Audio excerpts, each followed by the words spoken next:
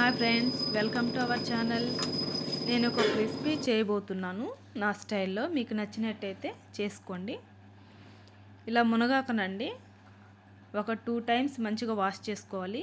అలానే కందిపప్పును మంచిగా వాష్ చేసుకోవాలి. నేనైతే కుక్కర్లో చేస్తున్నాను. ఆయిల్ వేసుకొని కుక్కర్లో వాష్ చేసుకున్న కందిపప్పు వేసుకొని దోరగా వేయించుకోవాలి.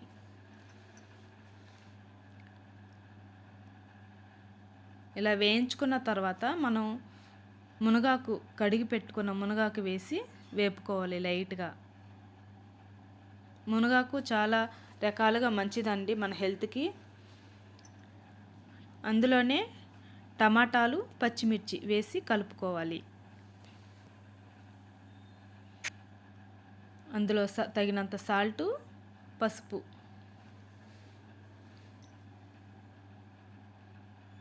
కొద్దిగా మగ్గిన తర్వాత ఇందులో చింతపండు వేసుకోవాలి. కొద్దిగా నిమ్మకాయ అంత సైజులో వేసుకొని వాటర్ వేసుకోవాలి. అందులో తగినంత కారం వేసుకోవాలి. కలుపుకున్న తర్వాత మూత పెట్టుకోవాలి. ఒక 2-3 విజిల్స్ వచ్చాక స్లోగా ఒక 5 మినిట్స్ ఆర్ 4 మినిట్స్ పెట్టుకోవాలి.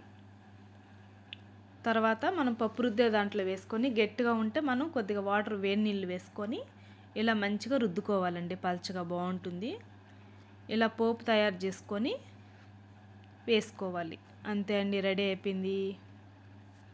ఇలా మీరు కూడా ఒకసారి ట్రై చేయండి. ఈ రెసిపీ మీకు నచ్చినట్టయితే లైక్ చేయండి, షేర్ చేయండి, సబ్స్క్రైబ్ చేయండి ఫ్రెండ్స్. చారు చూసారు కదండి, పల్చగా ఇలా పెడితే బాగుంటుంది.